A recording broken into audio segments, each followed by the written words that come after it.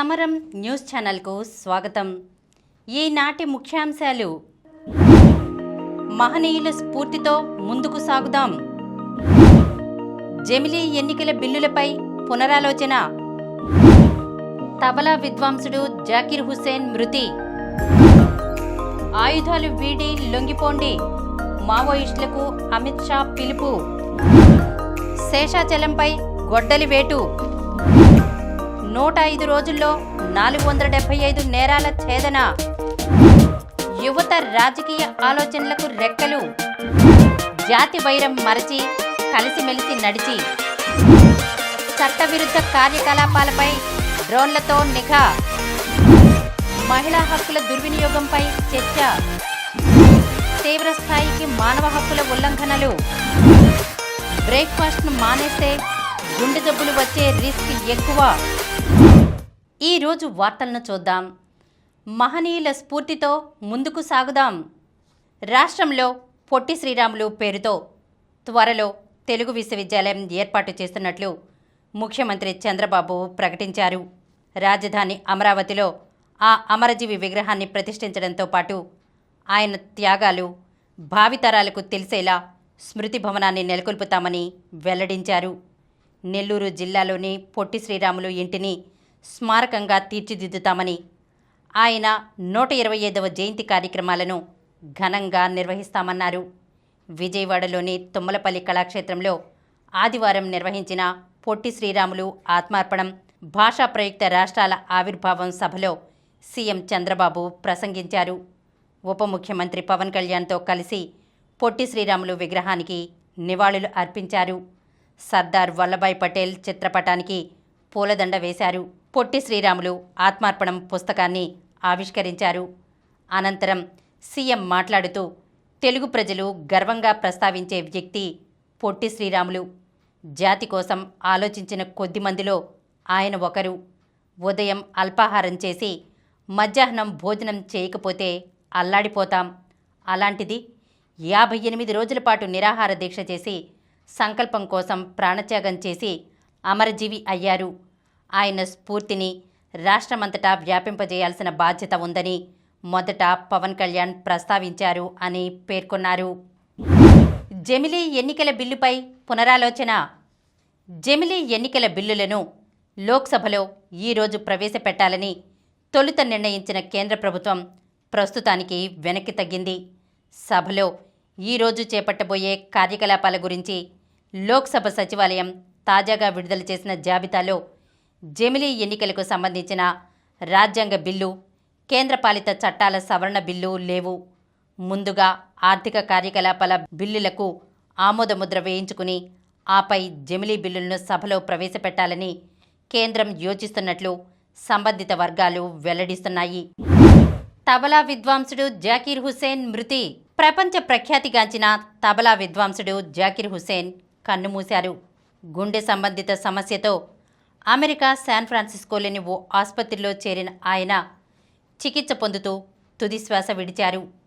ఆయన మృతితో భారతీయ చలనచిత్ర రంగం, ప్రపంచ సంగీత అభిమానులు తీవ్ర శోకసంద్రంలో మునిగిపోయారు. ముంబైలో 1951 మార్చి 9న జన్మించిన జాకీర్ హుస్సేన్ పద్మశ్రీ, పద్మభూషణ్ సహా పలు అవార్డులు అందుకున్నారు. జాకీర్ జీవితం, సంగీత ప్రస్థానం భారతీయ తబలా కళకు ప్రపంచ ఖ్యాతి తెచ్చిపెట్టాయి. ఆయన మృతి పట్ల అభిమానులతో పాటు పలువురు సినీ రాజకీయ ప్రముఖులు సంతాపం ప్రకటించారు. ఆయుధాలు వీడి లొంగిపోండి, మావోయిస్టులకు అమిత్ షా పిలుపు. ఆయుధాలు వదిలి జనజీవన స్రవంతిలో కలవాలంటూ మావోయిస్టులకు కేంద్ర హోంమంత్రి అమిత్ షా పిలుపునిచ్చారు. లేని పక్షంలో భద్రతా బలగాల చేతుల్లో చావు దెబ్బ తప్పదని హెచ్చరించారు. లొంగిపోయిన మావోయిస్టులకు ప్రభుత్వం పునరావాసం కల్పిస్తుందని హామీ ఇచ్చారు. ఛత్తీస్గఢ్లోని జగదల్పూర్లో ఆదివారం బస్తర్ ఒలింపిక్స్ క్రీడా కార్యక్రమంలో షా ప్రసంగించారు. బస్తర్లో నక్సలిజం అంతమైతే అక్కడి ప్రకృతి అందాలను వీక్షించేందుకు కశ్మీర్ కన్నా ఎక్కువ మంది పర్యాటకులు వస్తారని చెప్పారు. 2026 మార్చి 31 నాటికి దేశం మావోయిస్టు రహితంగా మారుతుందని, ఈ మేరకు ప్రధాని మోదీ సంకల్పాన్ని నెరవేర్చేందుకు ఛత్తీస్గఢ్ పోలీసులు కట్టుబడి ఉన్నారని అన్నారు. మావోయిస్టుల పునరావాసం కోసం రాష్ట్ర ప్రభుత్వం తీసుకొచ్చిన విధానం దేశంలోకెల్లా అత్యుత్తమంగా ఉందని షా కొనియాడారు. శేషాచలంపై గొడ్డలి వేటు. అరుదైన జంతుజాలాలతో విరాజిల్లుతున్న శేషాచలంలో ఎర్ర దొంగల ఆగడాలకు అడ్డుకట్ట పడటం లేదు. వేల టన్నుల దొంగలు అక్రమంగా రవాణా అవుతున్నాయి. వైకాపా హయాంలో అడ్డు అదుపు లేకుండా నరికి సొమ్ము చేసుకున్న కట్టుదిట్టమైన సంరక్షణ చర్యలు తీసుకోలేదు. స్మగ్లర్లపై ఉక్కుపాదం మోపడానికి తీసుకొచ్చిన red sandal anti smuggling task ఫోర్స్ను నిర్వీర్యం చేశారు. దాన్ని అడ్డుపెట్టుకునే వైకాపా ప్రభుత్వంలో కథ మొత్తం నడిచినట్లు ఆరోపణలున్నాయి. ఉమ్మడి చిత్తూరు, కడప జిల్లాల పరిధిలో సుమారు 4,75,599 హెక్టార్లలో శేషాచలం అడవులు ఉన్నాయి. ఇక్కడ సహజసిద్ధంగా పెరుగుతున్న ఎర్రచందనం ప్రపంచంలోనే అరుదైనదిగా గుర్తింపు పొందింది. విదేశాల్లో ఈ దొంగలకు ఉన్న డిమాండ్ నేపథ్యంలో ఏటా వేల చెట్లు మోడుగా మారుతున్నాయి. పట్టుకుంటున్నది పిసరంతైతే తరలిపోతున్న దొంగలకు లెక్కలేదు. ఎర్రచందనం రక్షణకు గతంలో తెలుగుదేశం పార్టీ అధికారంలో ఉన్నప్పుడు అటవీశాఖ అనుసరించిన వ్యూహాలు, ఏర్పాటు చేసిన వ్యవస్థలన్నీ తర్వాత నీరుగార్చారు. ప్రధానమైన సీసీ కెమెరాల వ్యవస్థ కనుమరుగైంది. సమస్యాత్మక అటవీ ప్రాంతాల్లోని ప్రవేశ, నిష్క్రమణ పాయింట్లతో పాటు జాతీయ రహదారులపై ఉన్న అటవీ తనిఖీ కేంద్రాల వద్ద ఏర్పాటు చేసిన సీసీ కెమెరాలు మాయమయ్యాయి. తనిఖీ కేంద్రాల్లో వాహనాల స్కానర్ల ఊసే లేకుండా పోయింది. వన్యప్రాణులను కాపాడటంతో పాటు ఏనుగులు, జనావాసాలు, పంట పొలాల్లోకి రాకుండా ఎర్రచందనాన్ని అక్రమంగా రవాణా చేయడానికి వీల్లేకుండా అడవుల చుట్టూ తవ్విన కందకాలు కనుమరుగయ్యాయి. ఎర్రచందనం రక్షణకు చట్టాలను బలోపేతం చేస్తామని, ఆధునిక సాంకేతికతను ఉపయోగించుకుంటామని కూటమి ప్రభుత్వం ఇప్పటికే ప్రకటించింది. అటవీశాఖ మంత్రి పవన్ కళ్యాణ్ సైతం స్మగ్లర్లపై ఉక్కుపాదం మోపుతామని, సాంకేతికతతో అక్రమ రవాణాను అడ్డుకుంటామని వెల్లడించినందున క్షేత్రస్థాయి నుంచి ప్రక్షాళన మొదలుపెట్టాల్సి ఉంది. 105 రోజుల్లో 475 నేరాల ఛేదన. వైకాపా ప్రభుత్వ హయాంలో వార్షిక నిర్వహణ నిధులివ్వకుండా నేరగాళ్ల వేలిముద్రల నిర్వహణ సాంకేతిక వ్యవస్థను నాశనం చేయగా కూటమి ప్రభుత్వం అధికారంలోకి వచ్చిన వెంటనే అవసరమైన నిధులను విడుదల చేసి దాన్ని తిరిగి పునరుద్ధరించింది.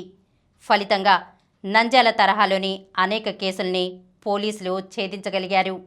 ఈ వ్యవస్థను ఉపయోగించుకుని 105 రోజుల వ్యవధిలో ఏపీ పోలీసులు 475 నేరాల్లో నిందితులను గుర్తించారు. చోరీలు, దొంగతనాలు, దోపిడీలకు సంబంధించిన 453, భౌతిక దాడులకు సంబంధించిన 22 కేసులను ఛేదించారు. వాటిల్లో నిందితులను గుర్తించి అరెస్ట్ చేశారు. ఆయా నేరాల్లో బాధితులు పోగొట్టుకున్న 7.25 కోట్ల రూపాయల సొత్తును రికవరీ చేసి తిరిగి వారికి అందించారు. కొత్తగా నేర ఘటనా స్థలాల్లో నుంచి 23,375 వేలిముద్రల్ని సేకరించి ఏఎఫ్పిఐఎస్లో నిక్షిప్తం చేశారు. దీంతో నేరగాళ్ల వేలిముద్రల డేటాబేస్లో ప్రస్తుతం 11.40 లక్షల వేలిముద్రలు ఉన్నాయి. యువత రాజకీయ ఆలోచనలకు రెక్కలు. ఒకవైపు రాజ్యమేలుతున్న అరాచకం, నిరుద్యోగం, మరోవైపు రాజధాని ఏదో చెప్పుకోలేని పరిస్థితులు. వాటికి తోడు ఈ పరిస్థితిపై సామాజిక మాధ్యమాల్లో దేశవ్యాప్తంగా వ్యంగ్య వ్యాఖ్యానాలు. ఇవి గత ప్రభుత్వ హయాంలో రాష్ట్రంలోని పరిస్థితులు. ఈ దుస్థితి విద్యావంతుల్ని, ఉన్నత స్థాయిలో ఉన్న తెలుగువారిని బాధించింది. ఆ బాధ వారిని కదిలించి మేము సైతం అంటూ ముందుకొచ్చేలా చేసింది. రాష్ట్రం దిశను ఎలా మార్చాలో వారికి వారే ప్రణాళికలు వేసుకుని తమ ఆలోచనల్ని అప్పటి ప్రతిపక్ష నేత, తెలుగుదేశం పార్టీ అధినేత చంద్రబాబుకు వివరించారు. వారి ఆలోచనలకు చంద్రబాబు అనుభవం తోడై తెలుగు ప్రొఫెషనల్స్ అనే ఓ వేదిక ఆవిష్కృతమైంది. 2021లో అక్టోబర్ 2వ తేదీ గాంధీ జయంతి రోజున తెలుగు ప్రొఫెషనల్స్ విభాగాన్ని చంద్రబాబు ప్రారంభించారు. చదువుకున్న వాళ్ళు, ఉద్యోగులు, యువతను రాజకీయాల్లోకి వచ్చేలా ప్రోత్సహించడం, వారి ఆలోచనలకు ప్రభుత్వ, పార్టీల పాలసీల్లో చోటు కల్పించడం దీని ముఖ్య ఉద్దేశం. కోల్కతా, ఢిల్లీ, బెంగళూరు, హైదరాబాద్ సహా వివిధ ప్రాంతాల్లో పనిచేస్తున్న ఐటీ ఉద్యోగులు, డాక్టర్లు, లాయర్లు, సీఏ, హార్డ్వేర్ ఉద్యోగులు, టీచర్లు, లెక్చరర్లు, బీటెక్, డిగ్రీ, ఎంబీఏ విద్యార్థులు ఇలా మొత్తం వేల మంది ఇందులో సభ్యులుగా ఉన్నారని తెలుగు ప్రొఫెషనల్స్లో క్రియాశీలకంగా పనిచేస్తున్న తాళ్లూరి సిద్ధార్థ్ తెలిపారు. చట్టవిరుద్ధ కార్యకలాపాలపై డ్రోన్లతో నిఘా, ఈవ్ టీజింగ్, గంజాయి, బహిరంగ మద్యపానం, ట్రాఫిక్ నిర్వహణ, ఇసుక అక్రమ రవాణా వంటి చట్ట వ్యతిరేక కార్యకలాపాలకు అడ్డుకట్ట వేసేందుకు డ్రోన్లు రంగంలోకి దిగనున్నాయి. సాంకేతిక పరిజ్ఞానాన్ని మెరుగైన పోలీసింగ్కు వినియోగించేలా విజయవాడ పోలీసులు ఆదివారం క్లౌడ్ పెట్రోలింగ్ పేరుతో డ్రోన్లతో గస్తీని ప్రారంభించారు. విజయవాడ ఎంపీ కేశినేని శివనాథ్ 10, మరికొందరు దాతలు 14 డ్రోన్లను పోలీసులకు ఉచితంగా సమకూర్చారు. వీటితో పాటు కమాండ్ కంట్రోల్ కేంద్రంలో ఉన్న 4 డ్రోన్లతో కలిపి మొత్తం 28 డ్రోన్లను కమిషనర్ ఎస్వి రాజశేఖరబాబు కమిషనరేట్ పరిధిలోని స్టేషన్లకు అందజేశారు. నేరాలకు ఆస్కారమున్న ప్రాంతాలను జియో మ్యాపింగ్ చేసి దాన్ని డ్రోన్కు అనుసంధానించి నిఘా పెట్టే విధానాన్ని నిపుణులు ప్రయోగాత్మకంగా వివరించారు. దేశంలో తొలిసారి విజయవాడలో క్లౌడ్ పెట్రోలింగ్ ప్రారంభించాం. 500 మంది సచివాలయ మహిళా సంరక్షణ కార్యదర్శులు, 100 మంది మహిళా పోలీసులకు డ్రోన్ పైలటింగ్పై శిక్షణ ఇచ్చాం. ఇవి సిబ్బంది సహకారం లేకుండానే నిర్దేశించిన ప్రదేశాలకు వెళ్ళి ఫోటోలు, వీడియోలు తీసి వెనక్కి వస్తాయి. విపత్తు నిర్వహణ, నేరస్తుల గుర్తింపు, గాలింపునకు ఇది ఉపయుక్తంగా ఉంటుందని కమిషనర్ వివరించారు. జాతి వైరం మరచి కలిసిమెలిసి నడిచి జాతులు వేరైనా ఎంతో అన్యోన్యంగా మసలుతున్నాయి ఈ కుక్క, పిల్లి. సహజంగా ఈ జంతువులు శత్రుత్వాన్ని చూపుతాయి. విశాఖపట్నం అక్కయ్యపాలెం ప్రధాన రహదారిలోని ఓ బేకరీ దుకాణ యజమాని శ్రీనివాస్ వద్ద 2-6 నెలలుగా ఇలా కలిసిమెలిసి ఉంటున్నాయి. మహిళా హక్కుల దుర్వినియోగంపై చర్చ. భార్య వేధింపులకు తాళలేక బెంగళూరులో సాఫ్ట్వేర్ ఇంజనీర్ అతుల్ సుభాష్ ఇటీవల ఆత్మహత్య చేసుకున్న ఉదంతం కన్నడ నాటే కాక దేశవ్యాప్తంగా చర్చనీయాంశమవుతోంది.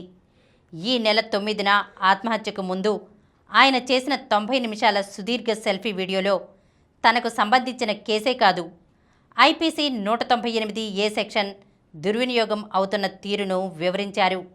ఈ టెకీ ఆత్మహత్య కేసు ఒక వ్యక్తి జీవితానికి సంబంధించిన విచారణే కాకుండా చట్టాలను సవరించాల్సిన అవసరాన్ని గుర్తు చేస్తోందని కర్ణాటక హోంమంత్రి డాక్టర్ జి పరమేశ్వర్ ఆదివారం ఇక్కడ అభిప్రాయపడ్డారు. టెకీల జీవితాలు వారి స్టేటస్లో అప్లోడ్ చేసేంత అందంగా ఉండవని, వారికి ఎన్నో ఆవేదనలున్నాయని ఈ ఘటన చెబుతోందని బెంగళూరుకు చెందిన పలు కుటుంబ పరిరక్షణ స్వచ్ఛంద సంస్థలు అభిప్రాయపడుతున్నాయి. గృహహింసకు సంబంధించిన కేసులో ఆరోపిత మహిళలపై చర్యలు తీసుకోవడం కుదరదంటూ తెలంగాణ హైకోర్టు ఇచ్చిన తీర్పుపై సుప్రీంకోర్టులో సవాలు చేయగా డిసెంబర్ 11న ఆ కేసుపై విచారణ సందర్భంగా అత్యున్నత న్యాయస్థానం కీలక వ్యాఖ్యలు చేసింది.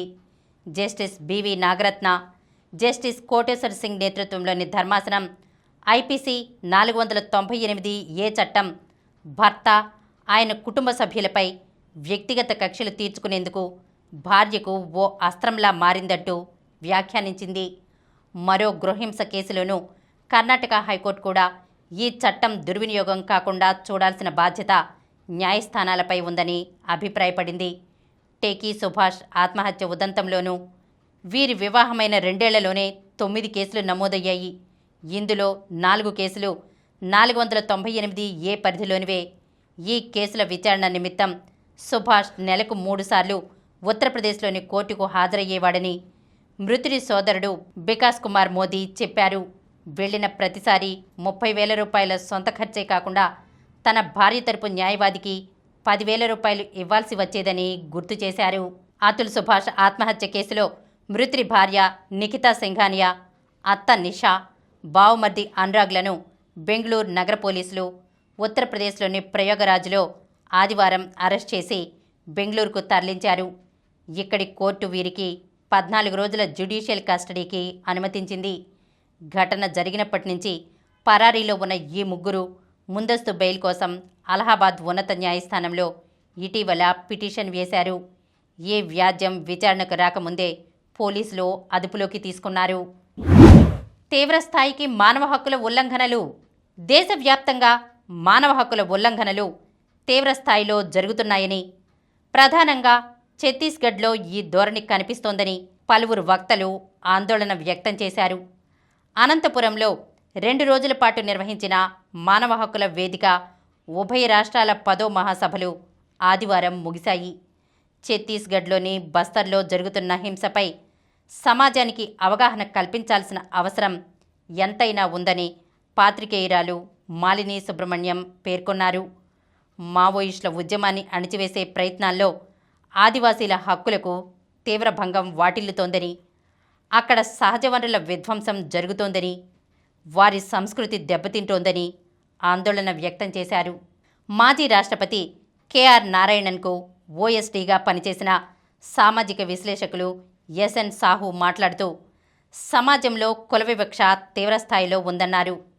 విశ్రాంత చరిత్ర అధ్యాపకులు కొప్పర్తి వెంకటరమణమూర్తి ఉపన్యసిస్తూ విద్యా వ్యవస్థను కార్పొరేట్ పరం చేసేలా నూతన విద్యా విధానం ఉందన్నారు. మాజీ ఎమ్మెల్సీ డాక్టర్ గేయానంద్, మానవ హక్కుల వేదిక ఉభయ రాష్ట్రాల సమన్వయకర్తలు చంద్రశేఖర్, జీవన్ కుమార్, హెచ్ఆర్ఎఫ్ కార్యకర్తలు పాల్గొన్నారు. బ్రేక్ఫాస్ట్ను మానేస్తే గుండె జబ్బులు వచ్చే రిస్క్ ఎక్కువ. రాత్రి నుంచి ఉన్న ఫాస్టింగ్ను ఉదయం అల్పాహారం తీసుకోవడం ద్వారా బ్రేక్ చేస్తాం. ఈ బ్రేక్ఫాస్ట్ను స్కిప్ చేస్తే కొత్త సమస్యలు చుట్టుముడతాయని అంటున్నారు నిపుణులు. ఉదయం వేళల్లో రక్తంలో షుగర్ లెవెల్స్ తక్కువ స్థాయిలో ఉంటాయి. బ్రేక్ఫాస్ట్ చేయడం వల్ల ఈ షుగర్ లెవెల్స్ సాధారణ స్థితికి చేరుకుంటాయి. జీవక్రియలు గాడిలో పడటానికి బ్రేక్ఫాస్ట్ అనేది శరీరానికి ఫ్యూయల్ మాదిరిగా ఉపకరిస్తుంది. నిద్ర లేచినప్పుడు అందరిలోనూ ఎనర్జీ లెవెల్స్ చాలా తక్కువగా ఉంటాయి. ఇలాంటి సమయంలో టిఫిన్ చేయకపోతే మెదడుకు అవసరమైన ముఖ్యమైన పోషకాలు అందకుండా పోతాయి. దీనివల్ల మరింత నీరసపడతారు. సమయానికి బ్రేక్ఫాస్ట్ చేయకపోతే యాసిడ్స్ రిఫ్లెక్ట్స్ అయ్యే అవకాశం ఉంది. ఎసిడిటీ సమస్య దరిచేరకుండా ఉండాలంటే లైట్గానైనా బ్రేక్ఫాస్ట్ తీసుకోవాలి. రోజంతా మెదడు అలర్ట్గా ఉండాలి.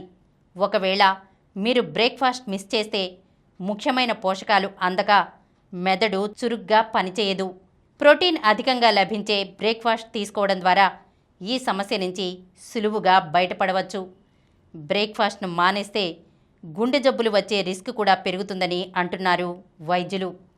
బ్రేక్ఫాస్ట్ను తరచుగా స్కిప్ చేసే వారిలో డయాబెటీస్ వచ్చే అవకాశాలు ఎక్కువ అని హెచ్చరిస్తున్నారు. ఇప్పుడు కొన్ని సంక్షిప్త వార్తలను చూద్దాం. రాష్ట్రానికి భారీ వర్ష సూచన. బంగాళాఖాతంలో కొనసాగుతున్న ఉపరితల ఆవర్తనం ప్రభావంతో ఈరోజు అల్పపీడనం ఏర్పడనుంది. తర్వాత 2 రోజుల్లో తీవ్ర అల్పపీడనంగా బలపడి పశ్చిమ వాయువ్య దిశగా పయనిస్తూ తమిళనాడు తీరం వైపు వెళ్లే అవకాశముందని వాతావరణ శాఖ పేర్కొంది. దీని ప్రభావంతో మంగళవారం నుంచి గురువారం వరకు రాష్ట్రంలోని పలు ప్రాంతాల్లో విస్తారంగా వర్షాలు కురుస్తాయని తెలిపింది. 4 వికెట్లు కోల్పోయిన టీమిండియా. ఆస్ట్రేలియా, భారత్ మధ్య జరుగుతున్న 3వ టెస్ట్ మ్యాచ్ మరోసారి వర్షం కారణంగా నిలిచిపోయింది. వర్షం మొదలయ్యే సమయానికి టీమిండియా 4 వికెట్లు కోల్పోయి 48 పరుగులు చేసింది. పంత్ 9 పరుగులు చేసి కమిన్స్ బౌలింగ్లో వెనుదిరిగాడు. క్రీజులో రాహుల్, రోహిత్ ఉన్నారు. భారత్ ఇంకా 397 పరుగులు వెనుకబడి ఉంది. ముంబైదే ముస్తాక్ అలీ ట్రోఫీ. సయ్యద్ ముస్తాక్ అలీ ట్రోఫీని ముంబై చేజిక్కించుకుంది. ఆదివారం ఫైనల్లో 5 వికెట్ల తేడాతో మధ్యప్రదేశ్ను ఓడించింది. మొదట మధ్యప్రదేశ్ 8 వికెట్లకు 174 పరుగులు చేసింది. ఫామ్ను కొనసాగిస్తూ రజత్ పటిదార్ 40 బంతుల్లో 81 నాటౌట్ మరో మెరుపు ఇన్నింగ్స్ ఆడాడు. శార్దూల్ ఠాకూర్, రాయిస్టన్ ప్రత్యర్థిని కట్టడి చేశారు. WPL వేలం.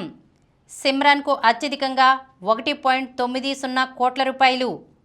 మహిళల ప్రీమియర్ లీగ్ మినీ వేలంలో భారత అమ్మాయిల పంట పండింది. వేలంలోనే అత్యధికంగా గుజరాత్ జైంట్స్ 1.90 కోట్ల రూపాయలు పెట్టి సిమ్రాన్ షేక్ను సొంతం చేసుకుంది. విండీస్పై భారత్ విజయం.